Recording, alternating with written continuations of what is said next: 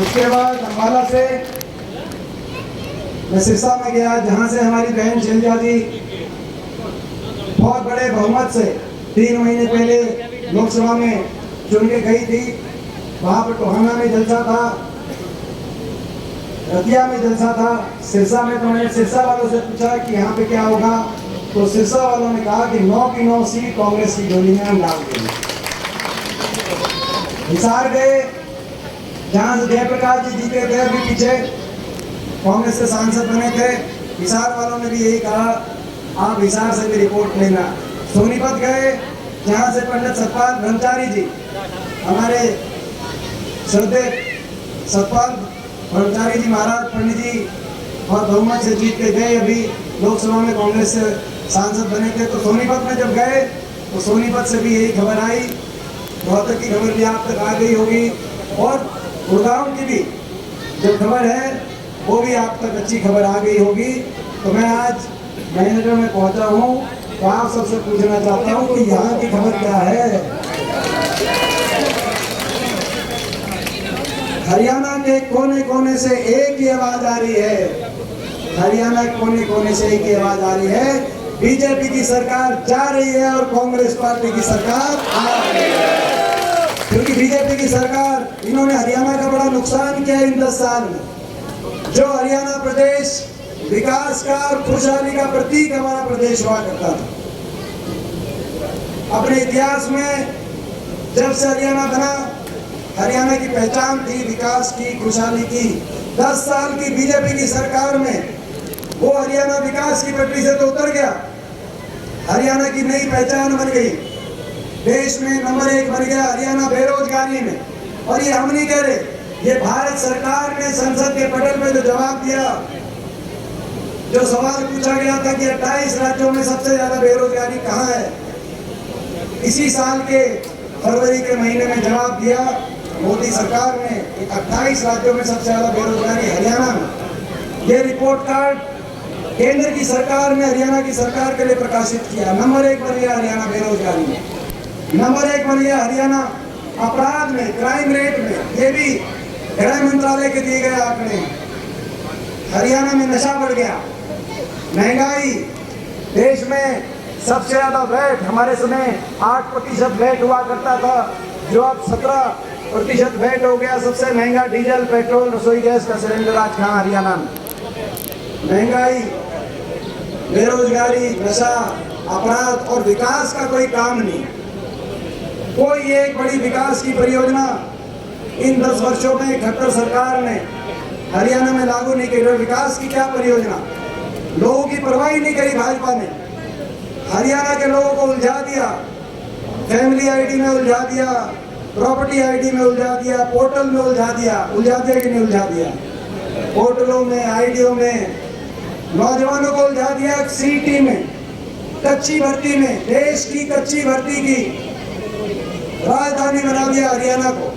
2 लाख सरकारी पद समाप्त कर दिए या खाली पड़े। जो बचे उसमें से 1.5 लाख पदों को कौशल निगम के माध्यम से बिना रिजर्वेशन, बिना पेंशन, बिना आरक्षण, बिना पेंशन, कच्ची भर्ती, बिना मेरिट के, और नौजवानों को का कितना शोषण इस सरकार ने किया। सरकार खुद ठेकेदार बन गई। पक्की नौकरी की जो व्यवस्था होती थी उसको सरकार ने ऐसा डिस्टर्ब किया। और उसके बाद पिछले 5 साल से तो नौजवानों की ऐसी इतना बड़ा शोषण नौजवानों के साथ किया। जो थोड़ी बहुत भर्ती निकली, उन भर्तियों को सरकार ने, जो थोड़ी बहुत भर्ती निकली, कहीं पेपर लीक घोटाला हो गया, HPSC के दफ्तरों में करोड़ों रुपए की बरामदगी हुई, वो भर्तियां टल गई। पेपर लीक घोटाले हो गए, भर्ती घोटाले हो गए 30 से ज्यादा। और फिर भी आखिर में जाकर खट्टर साहब ने कहा कि हम 60,000 बच्चों को लगाएंगे, आज से 1.5-2 साल पहले। उसके बाद मुख्यमंत्री बदल गए, लोकसभा चुनाव होने लगा तो बोला हम 60,000 बच्चों को ज्वाइन जल्दी कराएंगे। लोकसभा चुनाव आ गया तो बोला लोकसभा चुनाव के बाद कराएंगे। लोकसभा चुनाव के बाद कहा कि विधानसभा से पहले ज्वाइन कराएंगे। फिर विधानसभा चुनाव डिक्लेयर हो गया तो बोला विधानसभा चुनाव के बाद नई सरकार ने कराएंगे। 5 साल तक कितना शोषण बच्चों का हुआ होगा, आप अंदाजा लगा सकते हैं। जैसे एक फिल्म एक्टर है सनी देओल, उनकी एक पिक्चर आई थी जिसमें वो कहते थे तारीख पे तारीख, तारीख पे तारीख, तारीख पे तारीख। हरियाणा के नौजवानों को मिली तारीख पे तारीख इन 5 साल में। और आज हम अपने नौजवानों से कहना चाहते हैं, कांग्रेस पार्टी की सरकार बनेगी, जो ये 2 लाख सरकारी पद समाप्त किए गए हैं और ये जो सारी पेंडिंग भर्ती हैं, मेरिट के आधार पर पारदर्शी तरीके से, समयबद्ध तरीके से, जॉब कैलेंडर के हिसाब से आपको मेरिट पे मिलेगी, ज्वाइनिंग पे ज्वाइनिंग, ज्वाइनिंग पे ज्वाइनिंग ये जो कच्ची भर्ती की राजधानी बना दिया।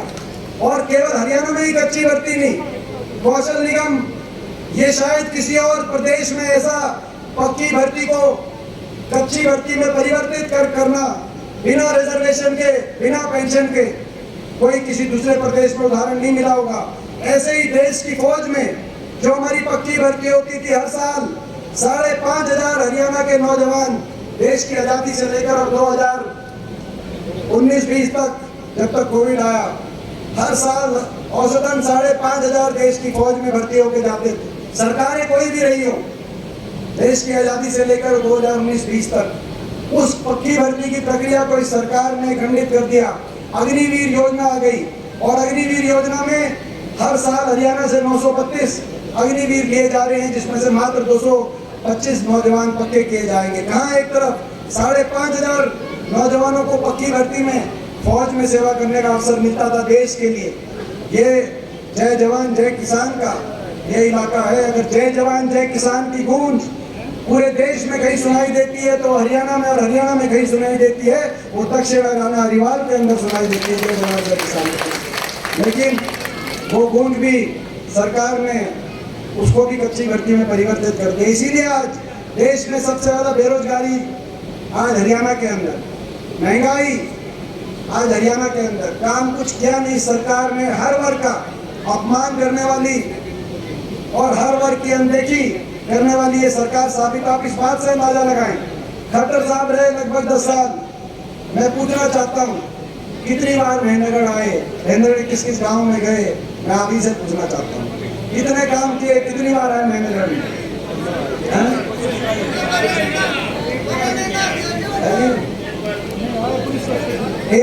एक बार, एक आधी बार कह रहे हैं 10 साल में आप अंदाजा लगाओ 10 साल में ये फर्क है कि आपकी कितनी चिंता उनको रही होगी। और जब कांग्रेस की सरकार थी तो दान सिंह जी हाथ पकड़ के कि बेटा साहब अगर केंद्रीय विश्वविद्यालय बने तो कल आ जाओ महेंद्रगढ़ में डिक्लेयर करके जाओ, तो हाँ कल आप आ जाओ। अगर फ्लाईओवर बने, MP साहब आप जा रहे हो दिल्ली, फ्लाईओवर एक आप मंजूर कराए कोसली का, साथ में आपको मंजूर कराना महेंद्रगढ़ का, और 2 हफ्ते के बाद समय आपको आपका आके महेंद्रगढ़ में उसका काम शुरू कराना है। चौधरी भूपेंद्र सिंह हुड्डा जिंदाबाद। एक गाँव में सीएम डिप्टी सीएम दोनों जिंदाबाद।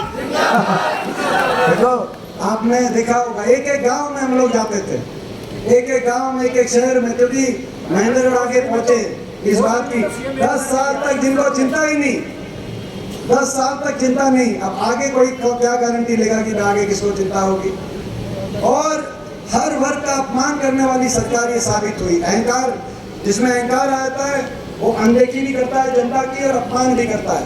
आपने देखा सरपंच गए, सरपंचों पे लाठीचार्ज।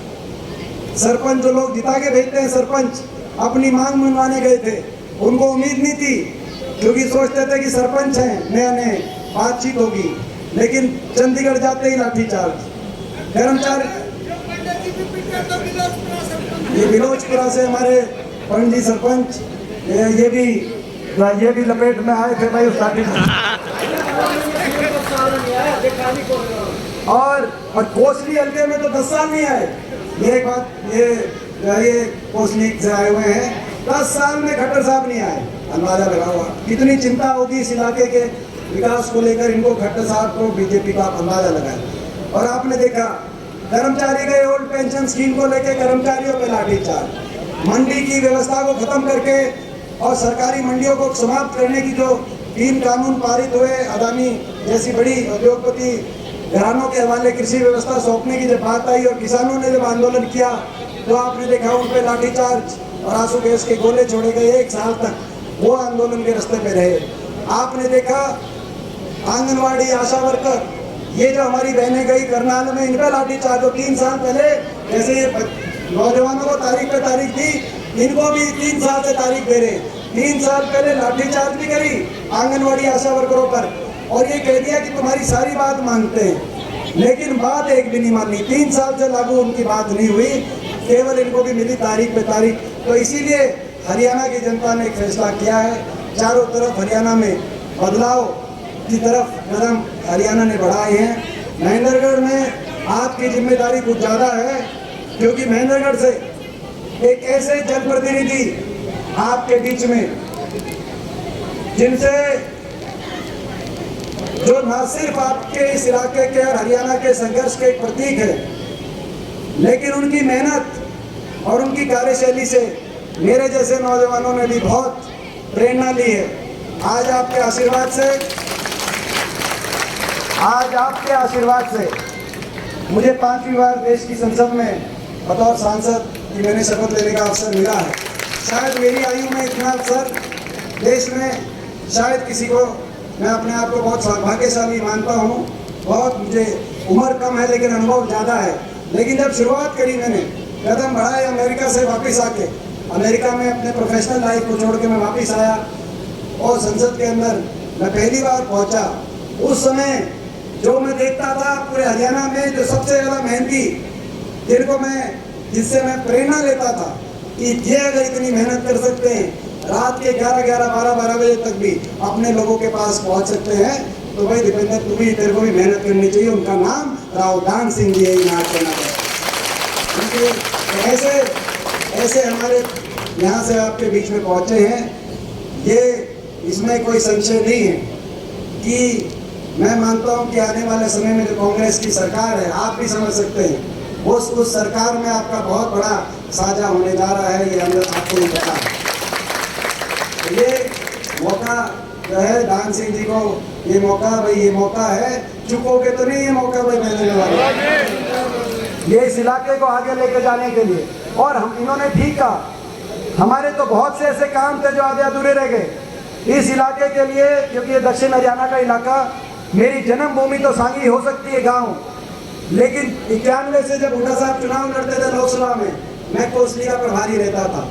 91 से लेकर आज तक जीवन में एक बचपन होता है और एक जवानी होती है, वो पूरा बचपन और पूरा जवानी मेरी कोसली के अंदर जब से तो मेरी अगर जन्मभूमि सांगी गांव है तो दक्षिण हरियाणा मेरी जन्मभूमि रही है। और दान सिंह जब हमने मिलकर एक बात जो इन्होंने योजनाएं बताई, चाहे उस समय यूनिवर्सिटी की बात हो, फ्लाईओवर की बात हो, यूनिवर्सिटी में मेडिकल कॉलेज हम लोग लेके आए, यहाँ से सीधा मानेसर तक सड़क निकालने का भी अगर प्लान था, तो दान सिंह जो हमारा प्लान था ताकि महेंद्रगढ़ और कोसली पूरा हमारा इलाका एक इंडस्ट्रियल से जुड़ जाए, पूरी इंडस्ट्री से जुड़ जाए। और जब अब ये दूसरा जो प्लान है कि मानेसर तक यहाँ तक सड़क निकाल के लेके आएंगे, और आने वाले समय में यहाँ पे भी इंडस्ट्रियल बॉल टाउनशिप, एक औद्योगिक क्षेत्र IMT, यहाँ पे भी IMT बना के स्थापना कराने का काम करेंगे खुलाना के अंदर। तो ये हमारी तब से ही हमारे कई चीज़ें हो गई थी, जैसे यूनिवर्सिटी हो गई,